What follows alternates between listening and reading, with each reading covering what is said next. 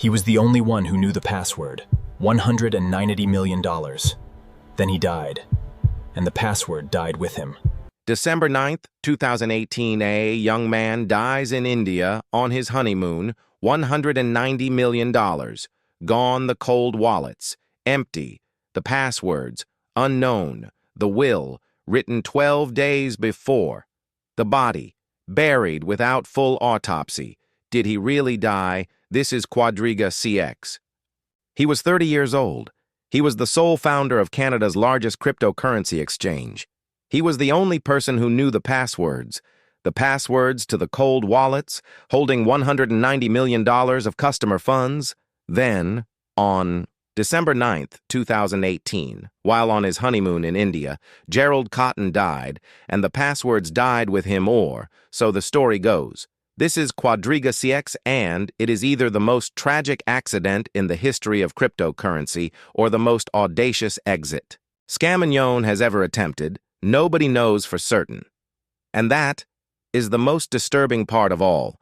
Gerald Cotten founded QuadrigaCX in 2013 in Vancouver, Canada. He was just 22 years old.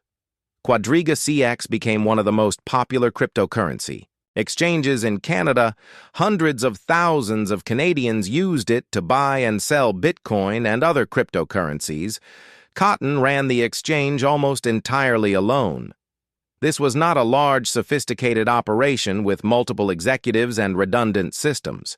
This was, in many ways, one young man running a significant financial platform almost entirely by himself. He kept the private keys to the cold wallets, the offline storage holding the majority of customer cryptocurrency, entirely in his personal possession. No backup, no secondary access, no redundancy.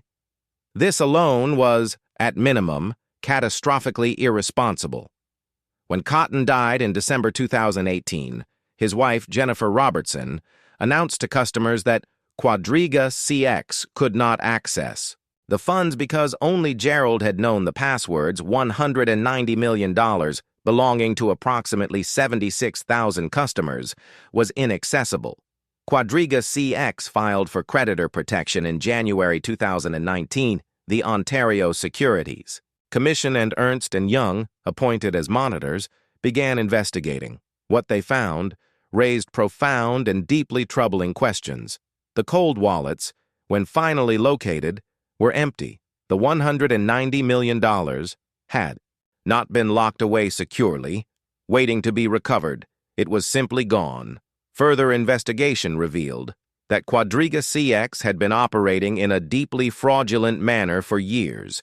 Gerald Cotten had been creating fake accounts on the exchange under fictitious names and using those fake accounts to trade cryptocurrency that did not exist. He was, in essence, crediting himself with cryptocurrency he had not actually purchased and using the exchange's internal ledger to create the appearance of legitimate trades. He was running a Ponzi scheme hidden inside a cryptocurrency exchange. Customer deposits were being used to pay out other customers who wanted to withdraw. The actual cryptocurrency was not there by the time of his death. QuadrigaCX owed customers $190 million it simply did not have. Then came the questions that have never been answered. Gerald Cotten had written his will just 12 days before his death. He had taken out life insurance policies.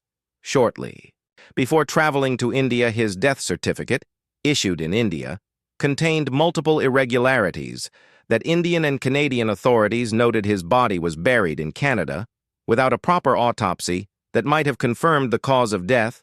When customers demanded the body be exhumed to verify the cause of death, the request was denied.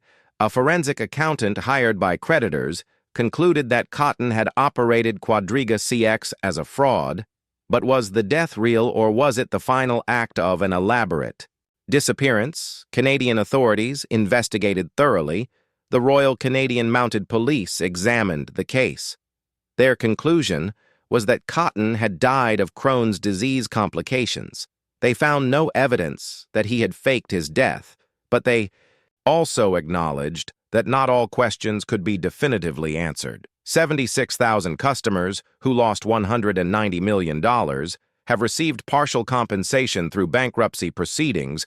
Most received cents on the dollar. Gerald Cotten's widow, Jennifer Robertson, agreed to return $9 million she had received from Cotten in the period before his death. Without admitting any wrongdoing, the case remains, to this day, one of the most debated mysteries in the history of cryptocurrency. So what is the real lesson of QuadrigaCX if the death was genuine? The lesson is about catastrophic negligence. One person, holding all the keys, with no backup, no redundancy, no oversight, to $190 million of other people's money. This is not acceptable in any financial system, in any country, at any time. If the death was not genuine, the lesson is about how completely an individual can disappear when they control the only copies of the passwords to everything they stole. Either way, 76,000 people lost their savings. Either way, the money is gone. Either way, the questions remain unanswered, and in cryptocurrency, unanswered questions are not just uncomfortable, they are the cost paid by ordinary people for trusting systems with no accountability and no oversight. That is the capital case. Subscribe to the capital case, because the next case is already waiting.